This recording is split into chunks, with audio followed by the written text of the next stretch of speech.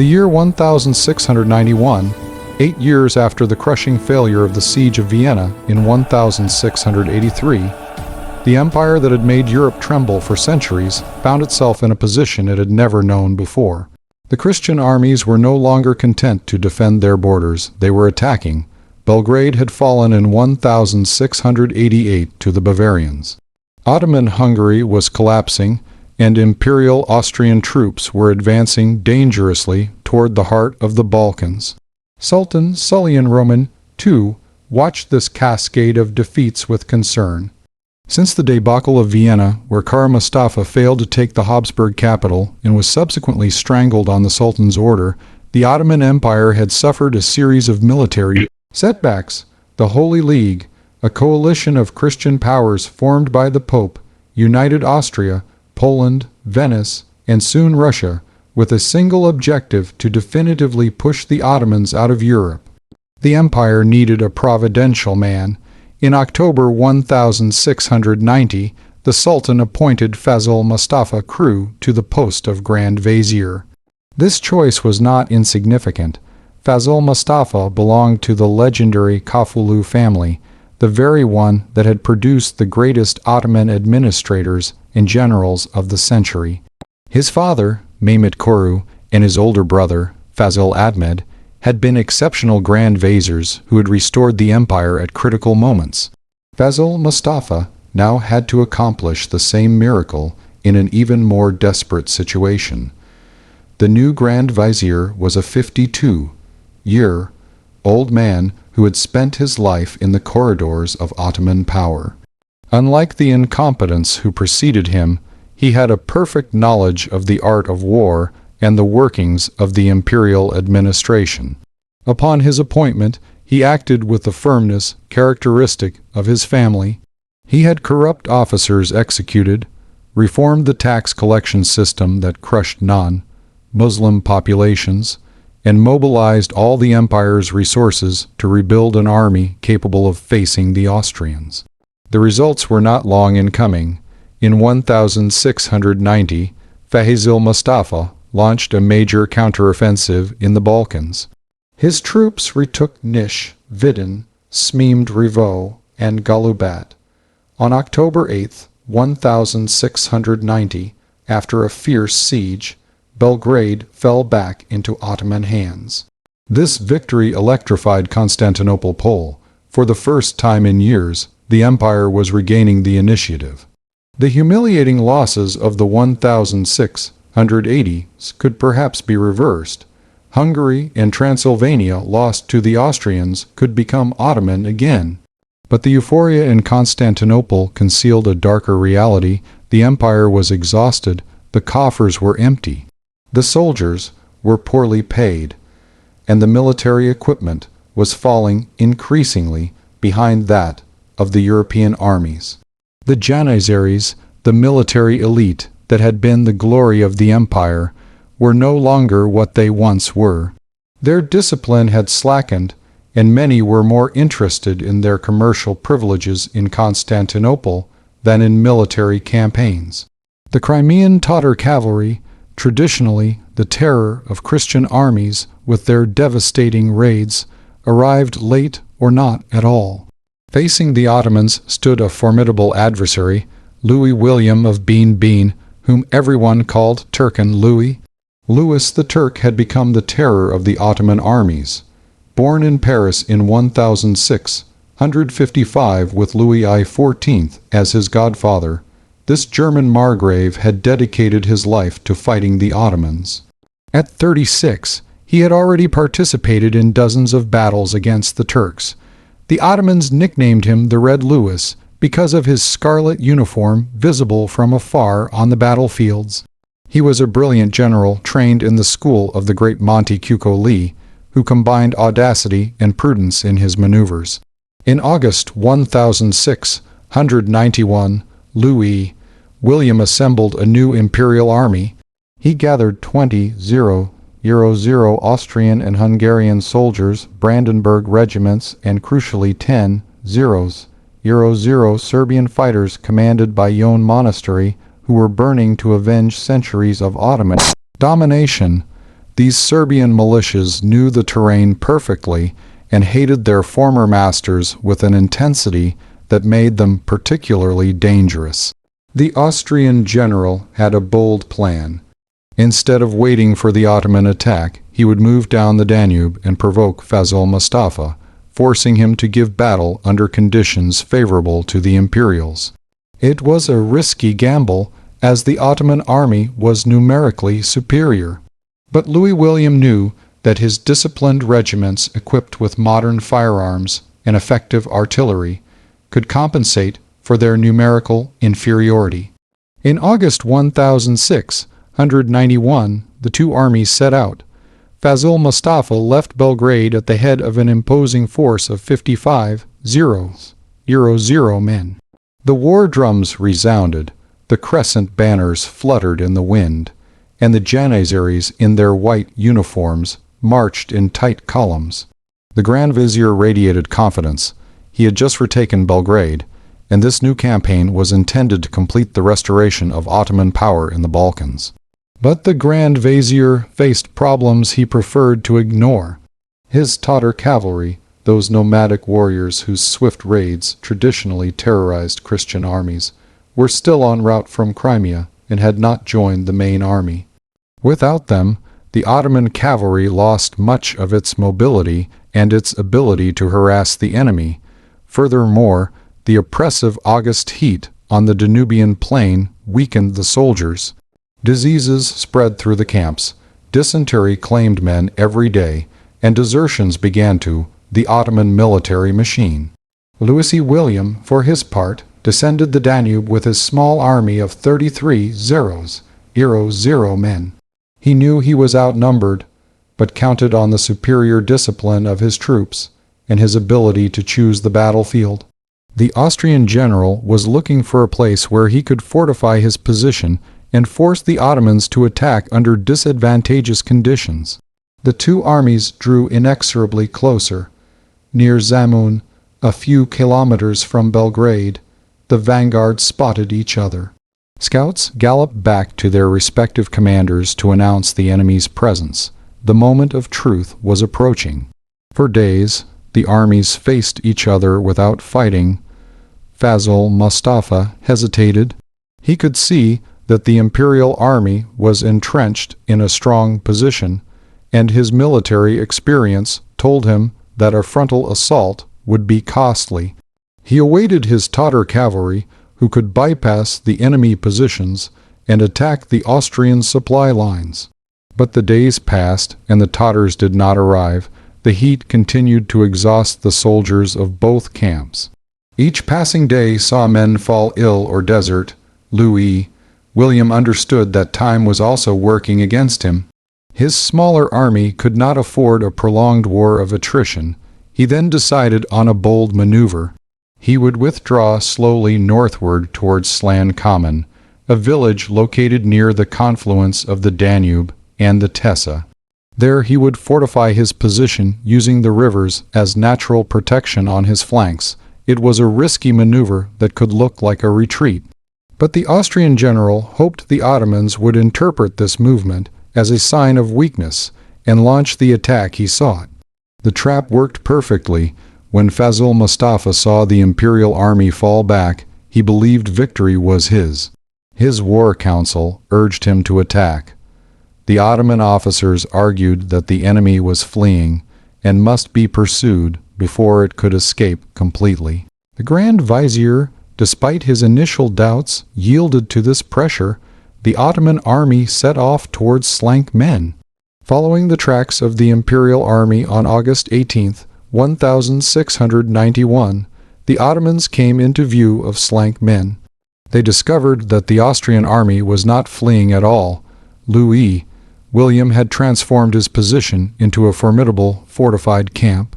Palisades and trenches protected his front, while the Danube and the Tesa protected his flanks. The Austrian cannons were positioned to sweep the approaches. It was an almost perfect defensive position. Fazıl Mustafa realized he had fallen into a trap. He could still withdraw, but that would be admitting his mistake before the entire army and undermining his troops' morale. Moreover, after the recapture of Belgrade. A failure here would call into question all the gains of the previous year. The Grand Vizier decided to risk everything. He would attack the Austrian position and crush this army that dared to defy him. The Ottoman army established its imperial camp and prepared for the assault. The sun rose on August 19, 1691, in suffocating.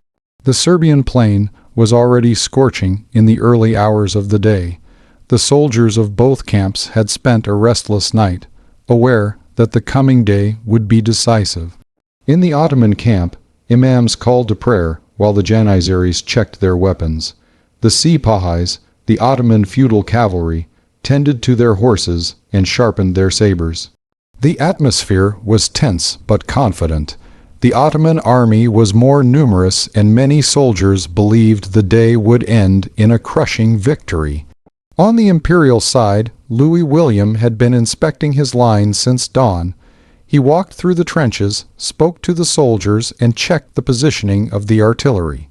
The general wore his characteristic red uniform, which made him easily recognizable.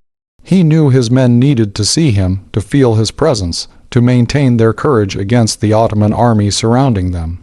The Austrian and German soldiers, veterans of many campaigns, cleaned their muskets and prepared their ammunition. The Serbian militiamen, for their part, sharpened their blades with fierce determination. For them, this battle was not just a military matter. It was an opportunity to avenge centuries of humiliation. Louis E. William's plan was simple but effective. He would let the Ottomans attack his fortified position. His infantry, protected by trenches and palisades, would use their muskets and artillery to break the Ottoman charges. The discipline and firepower of his regiments were to compensate for their numerical inferiority. If the Ottomans exhausted themselves in repeated assaults, he would then launch his cavalry to finish them off. The heat continued to rise. Both armies had been reduced by disease and desertions over the preceding days. The Ottoman army now numbered about 50,000 men still capable of fighting, while the imperial army had dropped to 33,000. But these numbers did not tell the whole story. The imperial soldiers were better equipped, better trained, and occupied a solid defensive position. Fakil Mustafa held a war council in his tent. His generals debated the strategy to adopt. Some suggested waiting, blocking the enemy supply lines and forcing the Imperials out of their position through starvation. But the Grand Vizier rejected this option. He knew his own army was also suffering from a lack of supplies, and a prolonged siege would favor the arrival of Austrian reinforcements. No, they had to attack today and break this Christian army. The decision was made. The attack would be launched in the morning. The Ottoman cavalry would charge en masse to break the imperial lines. The Janissaries would follow to finish the job. It was a tactic that had worked 1,000 times before in Ottoman history.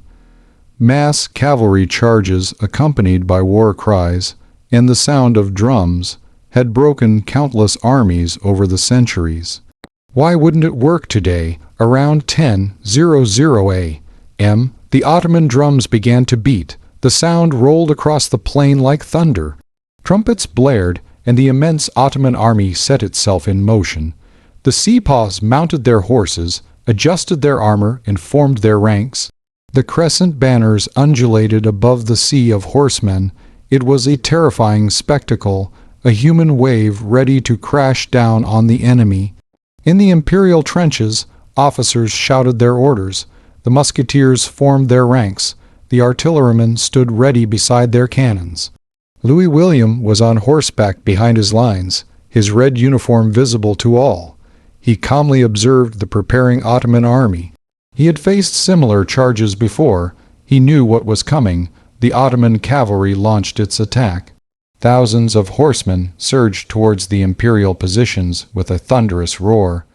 Hooves hammered the ground, raising clouds of dust. The war cry, Allah, Hu Akbar echoed across the plain. It was a massive, impressive charge designed to terrorize the enemy and sweep away its defenses by the sheer force of impact. But something was wrong. The charge was uncoordinated. Different groups of cavalry attacked at different times without synchronization.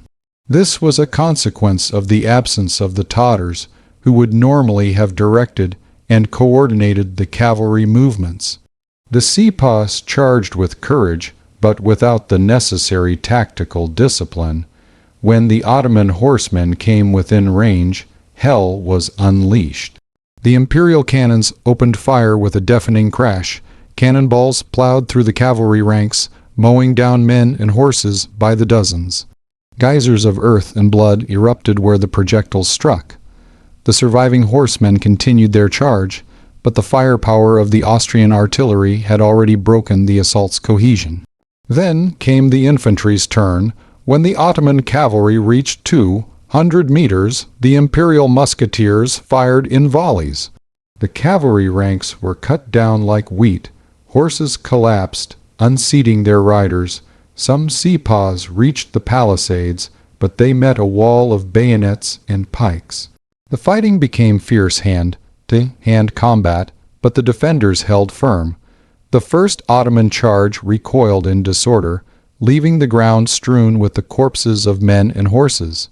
But Fazl Mustafa did not give up. He ordered a second charge, then a third. Wave after wave, the Ottoman cavalry threw itself upon the imperial positions. Each time, the imperial artillery and muskets decimated the attackers' ranks. Each time, a few horsemen reached the palisades, but they were repulsed by the imperial infantry. The battle lasted for hours. The smoke from the gunpowder enveloped the battlefield, creating a thick fog that made visibility difficult. The acrid smell of powder mixed with that of blood and mutilated bodies. The cries of the wounded mingled with the clash of weapons. It was an appalling carnage. In the Ottoman ranks, morale began to waver. The soldiers saw their comrades fall by the hundreds, without the imperial positions giving way. The cavalry charges that were supposed to bring a swift victory were breaking one after another against the imperial army's wall of fire and steel. The Janissaries, who were supposed to exploit the cavalry's breakthrough, waited in vain for that breakthrough to occur. Louis William, still on horseback behind his lines, observed the battle's progress with satisfaction. His plan was working. The Ottomans were exhausting themselves against his defenses. Their disordered charges were exactly what he had hoped for. He knew the moment would soon come to launch his counterattack. Fazl Mustafa observed the carnage from his position. He saw his cavalry being massacred, charge after charge. Frustration mounted within him. This battle was supposed to be an easy victory, and it was turning into a disaster. The Grand Vizier knew he had to do something to turn the situation around. He could not afford to order a retreat. That would mean the end of his career and perhaps his life. The Sultan did not forgive failure. The Grand Vizier made a fatal decision. He would lead a charge himself. His presence at the forefront would galvanize the troops and push them to break through the enemy lines. It was an enormous risk for the commander-in-chief to throw himself into the fray, but Fazl Mustafa was desperate. He mounted his horse, adjusted his armor, and took the lead of a new group of horsemen. The officers around the Grand Vizier protested. They begged him not to take this risk. If the Grand Vizier fell in combat, the entire army could collapse. But Fazl Mustafa would not listen. He had made his decision. The drums beat again, and the Grand Vizier charged at the head of his cavalry toward the imperial positions. The charge was furious. The horsemen, galvanized by the presence of their supreme commander, rushed forward with renewed determination. Fazl Mustafa, at the forefront, brandished his saber and shouted encouragement to his men. For a few moments, it seemed this charge might succeed where the others had failed. But fate decided otherwise. As the Grand Vizier came within range of the imperial muskets, a stray bullet struck him in the forehead. It was a stroke of luck. A bullet fired at random in the confusion of battle found its most important target. Faisal Mustafa collapsed from his mount, killed instantly. The Grand Vizier of the Ottoman Empire, the man who was supposed to save the empire, lay in the dust of the Serbian plain. The news of the Grand Vizier's death spread through the Ottoman ranks like wildfire. It was a terrible shock. The supreme commander had fallen, and with him the army's organization collapsed. The different units no longer knew which orders to follow. Confusion quickly turned to panic. Louis William, observing the battle from his lines, saw the change in the Ottoman army's behavior. The charges ceased abruptly, the formations disorganized. The Austrian general immediately understood that something significant had just happened in the enemy camp. This was the moment he had been waiting for. He gave the order for his cavalry to mount and prepare the counterattack. In the Ottoman army, it was total chaos. The soldiers learned their Grand Vizier was dead. Some refused to believe it. Others began to flee. Officers tried to rally the troops, but the momentum was broken. The death of Faisal Mustafa had decapitated the army at the most critical moment of the battle. Louis William was not going to let this opportunity pass. He launched his cavalry in a devastating charge against the disorganized Ottoman army. The Austrian cuirassier, who had waited all day behind the lines, galloped towards the enemy. It was now the imperial cavalry's turn to charge, and they did so with a coordination and discipline the Ottomans had not shown that day. The imperial cavalry drove into the Ottoman lines like a wedge into soft wood.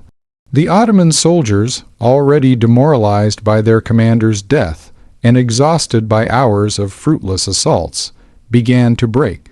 The front ranks still tried to resist, but when they saw the ranks behind them fleeing, they followed.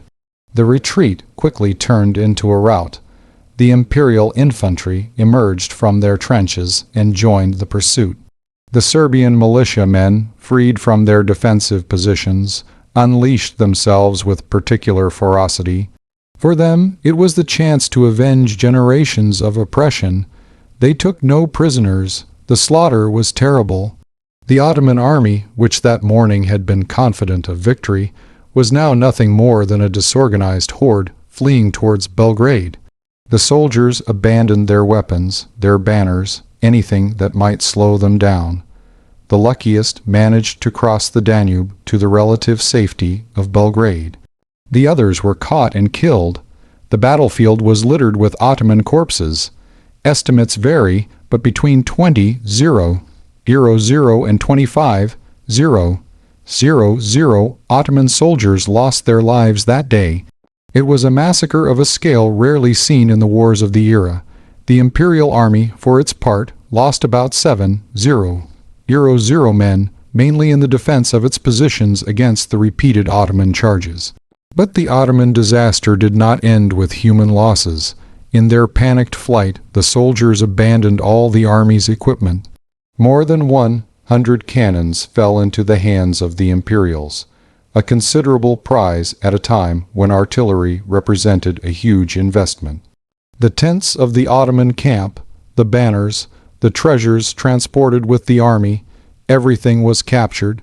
Even the Grand Vizier's personal war chest fell into the hands of Louis William. The Austrian general ordered that Faisal Mustafa's body be treated with respect. He was a valiant enemy who deserved a dignified funeral. The Grand Vizier's body was prepared to be sent to Constantinople Pole. It was a chivalrous gesture, but also a political message. The head of the Ottoman Empire had been cut off, and the empire needed to know it.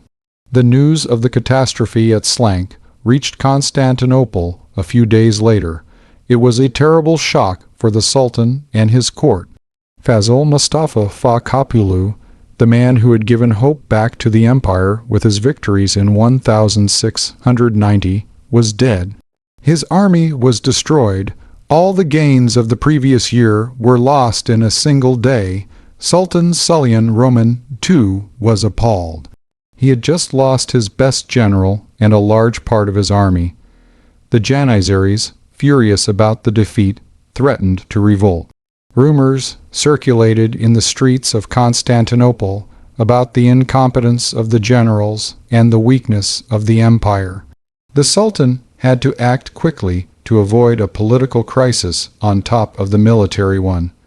A new Grand Vizier was appointed, but he knew he could not replace Fazil Mustafa. The empire's resources were exhausted. Recruiting and equipping a new army capable of facing the Austrians would take years. Moreover, the empire now faced a new enemy. Russia under Tsar Peter the Great began to attack in the north, opening a second front that the Ottoman Empire could ill afford. On the Austrian side, the victory at Slan-Kamen was celebrated with splendor. Emperor Leopold I was euphoric. Louis William of Baden became the hero of the empire. The emperor awarded him the Order of the Golden Fleece, one of the most prestigious distinctions in Europe.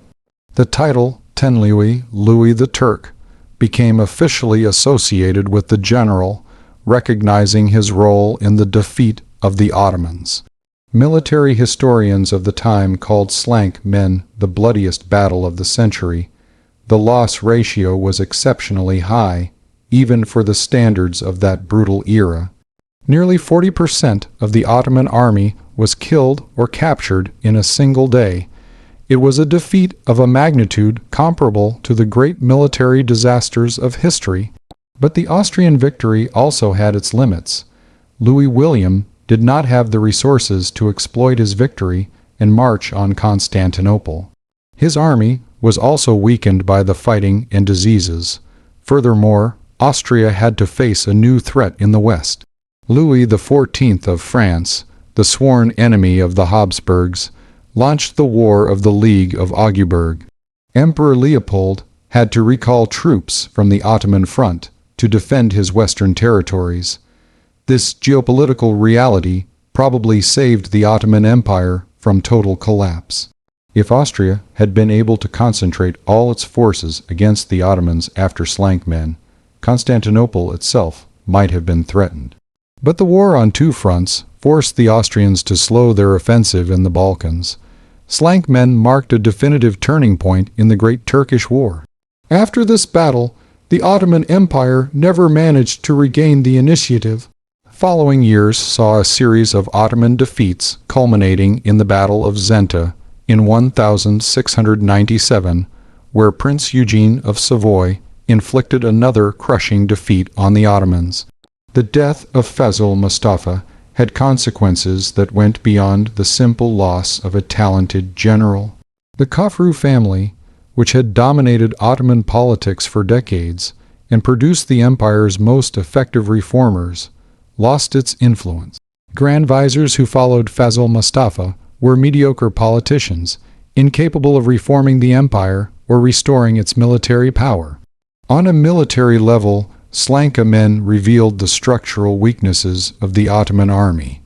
The mass cavalry charges that had terrorized Europe for 2 centuries proved ineffective against modern European infantry, equipped with muskets and supported by effective artillery. The discipline and training of European armies now surpassed the individual courage of Ottoman soldiers. The empire faced a dilemma. To defeat its enemies, it had to modernize its army on the European model. But this modernization threatened the privileges of the Janissaries and other traditional military corps who resisted all change. The sultans who tried to reform the army were often overthrown or assassinated by the Janissaries. The empire was caught in a vicious cycle from which it could not escape. In 1699, after the defeat at Zenta and the total exhaustion of its resources, the Ottoman Empire was forced to sign the Treaty of Karlowitz. It was a humiliating document that marked the first permanent territorial retreat of the empire. Hungary and Transylvania passed under Austrian control. Leer returned to Poland. Venice kept the Moa. For the first time in its history, the Ottoman Empire had to cede significant European territories. The Treaty of Karlowitz symbolically marked the end of Ottoman expansion in Europe, which had lasted for more than 4 centuries.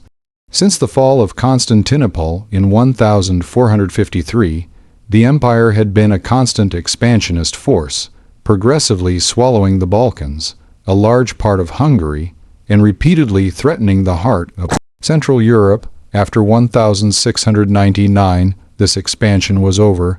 The empire became a defensive power, struggling to hold on to its existing territories rather than conquering new ones.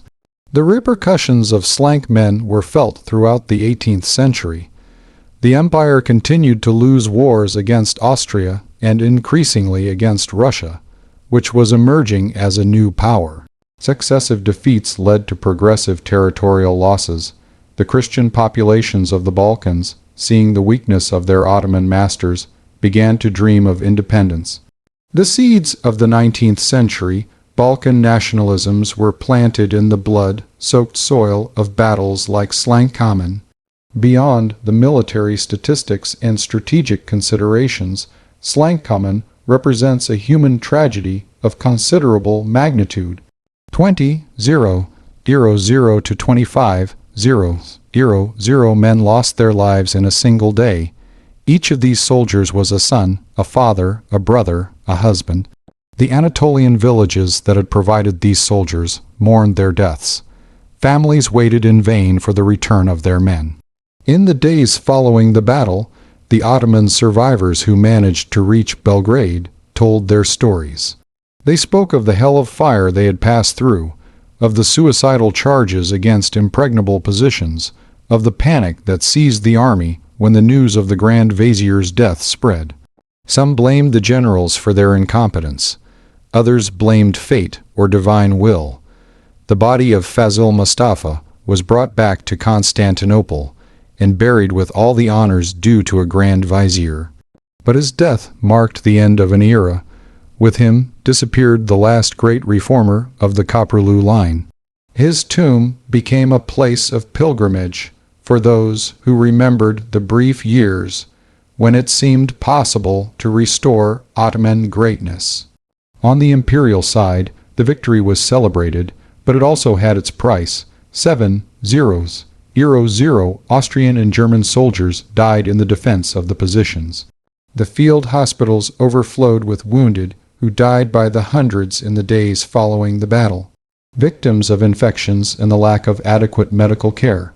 Modern warfare with its increased firepower was becoming increasingly deadly for all participants. The civilian populations of the region also suffered. Armies on campaign lived off the land, requisitioning food and resources from the villages they passed through. The battle transformed the region around Slankamen into a desert. The fields were trampled, the houses looted, the crops destroyed. It would take years for the region to recover from the passage of the armies. A 16-m-high obelisk was erected at Slankamen to commemorate the imperial victory. It still stands today, a silent witness to the battle that changed the course of European history. Visitors can still see the site where so many men lost their lives on a single bloody summer day. 3 centuries later, the Battle of Slankamen remains a landmark event in the history of relations between Europe and the Ottoman Empire. It represents a tipping point in the balance of power between the Christian West and the Muslim East that had dominated Mediterranean geopolitics for centuries. For military historians, Slankamen is a classic example of the importance of terrain, military discipline, and command. Louis William of Baden-Baden demonstrated that a smaller but better organized army occupying a strong position and effectively using its firepower can defeat a numerically superior force. The tactical lessons of Slankamen would be studied in European militarmies for generations. For the Ottoman Empire, Slankamen remains a symbol of the empire's inability to adapt to new military realities. The empire had militarily dominated Europe for 2 centuries thanks to its superiority in organization, logistics, and tactics. But by the 17th century, Europe had caught up with and surpassed the Ottomans in all these areas. The empire refused to recognize this and continued to use obsolete tactics against increasingly modern armies. The death of Fazıl Mustafa at Slankamen tragically illustrates the dangers of personal command on the battlefield in the age of gunpowder. In medieval wars, a commander leading his troops into combat was an inspiring example. But with firearms, the battlefield had become a random environment, where a stray bullet could kill anyone regardless of rank. The Grand Vizier's death deprived the Ottoman army of its command at the most critical moment, turning a defeat into a catastrophe. In Serbian historiography, Slankamen holds a special place. It was a battle where the Serbs, under the command of Jon Mona Sterling, fought alongside the Austrians against their former Ottoman masters. This Serbian participation in the victory is seen as an important moment in the long Serbian struggle for independence. The 10-0 Serbian fighters who participated in the battle are considered national heroes who helped weaken Ottoman domination over the Balkans. For Habsburg Austria, Slankamen marks the apogee of their expansion to the southeast. The victory confirmed Austria's status as the dominant great power in Central Europe. The territories gained in this war, Hungary, Transylvania, would remain Austrian until the First World War, more than 2 centuries later. The Habsburg monarchy truly became a multi-ethnic empire, stretching from the Alps to the Carpathians. The battle also had significant religious implications. The Great Turkish War was perceived by its contemporaries as a religious conflict between Christianity and Islam. The victory at Slanken was seen as a victory of the cross over the crescent. The Pope in Rome celebrated the victory as a defense of Christendom. This religious dimension of the conflict should not be underestimated, even if the real motivations were often more political and territorial than religious. From a strictly military point of view, Slankamen offers several important lessons. First, it demonstrates the crucial importance of tactical coordination.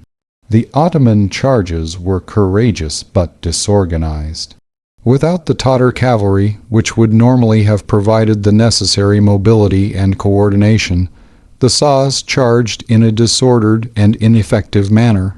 Each wave of assault was repulsed before the next was launched, allowing the defenders to reorganize between attacks. Second, the battle illustrates the decisive advantage of the defensive in the age of gunpowder. The muskets and cannons of the era were not very accurate, but they were devastating when fired en masse had a dense target like a cavalry charge. Entrenched infantry could inflict terrible losses on an attacking force before it even reached the lines. This reality would dominate European warfare until the invention of modern automatic weapons. Third, Slank command shows the importance of military discipline. The imperial soldiers held their positions despite the terrifying sight of thousands of horsemen charging towards them. They fired in coordinated volleys rather than wasting their ammunition in hasty shots. This discipline was the result of rigorous training and an effective chain of command. The Ottomans, despite their individual courage, lacked this tactical cohesion at the unit level. Fourth, the battle demonstrates the importance of tactical flexibility. Louis William did not simply defend his position. He knew how to recognize the moment when the enemy was sufficiently weakened to launch a devastating counterattack. This ability to switch from defense to offense at the optimal moment is the mark of a great commander. Finally, Slank command illustrates the role of chance in war. The bullet that killed Fazıl Mustafa was probably fired at random in the confusion of the battle. Yet this single bullet changed the course of the battle and perhaps of history. If the Grand Vizier had survived, could he have rallied his troops and turned defeat into a stalemate? It is impossible to say, but it reminds us that even the beslayed plans can be overturned by chance. In the years following Slan-Kamen, the Ottoman Empire continued its downward spiral. In 1697, at the Battle of Zenta, Prince Eugene of Savoy inflicted another catastrophic defeat on the Ottomans. Sultan Mustafa Roman II, who personally commanded the army, narrowly escaped capture. More than 20,000 Ottoman soldiers were killed, and once again all the artillery and the war treasury were captured by the Austrians. These repeated defeats revealed a systemic problem in the Ottoman state. The empire was unable to maintain a modern army capable of competing with European powers. The Timur system, which traditionally provided the feudal cavalry, was in decay. The Janissaries, once the military elite of the empire, had become a conservative force that resisted all reform. The Ottoman navy, which once dominated the Mediterranean, was obsolete and poorly maintained. Economically, the empire also suffered. Inflation caused by the influx of American silver into Europe destabilized the Ottoman economy. The trade routes that passed through Ottoman territories lost their importance as Europeans developed alternative maritime routes. State revenues decreased while military expenditures increased. It was a vicious cycle from which the empire could not escape. The sultans who reigned after Suleiman Roman II were generally weak and ineffective. They spent more time in palace intrigues than in governing the empire. Grand Vizier changed frequently, preventing any coherent long-term policy. The imperial administration, once one of the most effective in the world, became corrupt and sclerotic. The Christian populations of the empire began to see the European powers as potential liberators rather than enemies. The Serbs, Greeks, and Romanians all dreamed of independence. Austria and Russia encouraged these aspirations, seeing in Balkan nationalism a way to further weaken the Ottoman Empire. It is important to place Slankamen in the broader European context of the late 17th century. This period saw the emergence of the modern system of European nation-states. The France of Louis XIV was at the height of its power, dominating Western Europe. England and Holland were developing their maritime and commercial power. The Russia of Peter the Great was beginning its transformation into a major European power. The balance of power in Europe was changing fundamentally. Wars were no longer primarily religious conflicts, as they had been during the Reformation and the 30 Years' War. They were becoming conflicts for territorial and commercial domination. The Ottoman Empire, which had been a major player in European politics for 2 centuries, was beginning to be marginalized. The War of the League of Augsburg, which took place at the same time as the Great Turkish War, illustrates this new paradigm. Louis XIV fought a coalition of European powers to expand his territory. This war mobilized enormous resources and diverted Austria's attention from its conflict with the Ottomans. Paradoxically, this Western war probably saved the Ottoman Empire from an even more catastrophic defeat. Technological development also played a crucial role. 17th century Europe experienced a revolution in the art of war. Muskets became more reliable and powerful. Artillery improved considerably. Fortifications were modernized according to the principles of Vauban. Military drilling and training techniques became more sophisticated. The Ottoman Empire, despite some attempts at modernization, fell behind in all these areas. Like any great historical battle, Slankamen has generated its share of myths and legends. Some sources exaggerate the number of Ottoman victims, speaking of 30, 0, 0, or even 40, 0, 0 dead. The real figures, though horrifying, are probably closer to 20, 0, 0 to 25, 0, but even these reduced figures represent a major military disaster. One legend claims that Louis William personally killed the Grand Vizier in a hand-to-hand duel. This is almost certainly false. Fazil Mustafa was killed by a stray bullet during the cavalry charge, not in a romantic single combat. But this legend illustrates how battles become mythologized in popular memory. Some Ottoman sources minimize the extent of the defeat, presenting it as a simple setback rather than a catastrophe. These accounts emphasize that the Ottoman army was able to withdraw in good order to B grade, which is not entirely accurate, and that the empire quickly reconstituted its forces, which is also misleading. These narratives reflect the Ottoman denial in the face of the scale of the defeat. Christian sources, on the other hand, tend to exaggerate the religious aspect of the victory, presenting it as a successful crusade against Islam. Although the religious dimension was real, the motivations of the combatants were often more complex and pragmatic. The Serbs fought for their freedom as much as for their faith.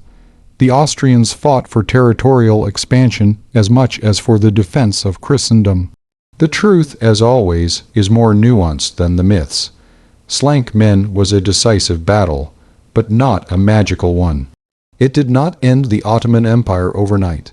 The empire survived for more than 2 centuries after Slan came, but it marked a point of no return in the decline of Ottoman power in Europe. August 19th, 1691 will remain in history as one of the bloodiest and most decisive days of the 17th century. In a few hours of fierce combat in the suffocating heat of the Serbian plain, the fate of 2 empires shifted. The Ottoman Empire, which had threatened the heart of Christian Europe for 2 centuries, suffered a defeat from which it would never truly recover. The Habsburg Empire, on the other hand, consolidated its position as the dominant power in Central Europe. The Battle of Slankmen was not simply a military confrontation. It was the clash of 2 world views, 2 military systems, 2 historical eras. On one side, the Ottoman army represented the military tradition that had dominated the Middle East and a large part of Europe for centuries. Mass cavalry, individual courage, heroic charges. On the other, the imperial army represented the new European way of waging war. Collective discipline, coordinated firepower, fortification, and tactical maneuver. The death of Fazil Mustafa Kapulu in the battle adds a tragic dimension to the event. He was a capable man who, with time and resources, might have reformed the Ottoman army and perhaps changed the course of history. His premature death deprived the empire of its last great reformer at the moment it needed him most. The chance of a stray bullet changed the destiny of an empire. The 25-0 men who died at Slankamen, Ottoman, Austrian, German served, probably did not know they were participating in a historical turning point. They fought for their sovereigns, for their faith, for their survival. But their collective sacrifice redrew the map of Europe and inaugurated a new era in the relations between the West and the East. 3 centuries later, as we reflect on this battle, we can see how a single day can change the course of history. Slankmen did not simply decide the winner of a war. It marked the end of Ottoman expansion in Europe, the beginning of the decline of a millennial empire, and the emergence of a new European order that would persist until the First World War. The small obelisk that stands today at Slanken on the site of the battle commemorates that terrible day. It reminds us that history is often made in blood, that great political and social changes have a terrible human cost, and that the fate of nations can be decided in a few hours of organized violence. The Battle of Slankmen remains a powerful reminder of the fragility of empires, the importance of military leadership, and the role of chance in history. It is an event that deserves to be studied and commemorated, not to glorify war, but to understand how our modern world was formed through the conflicts and transformations of the past.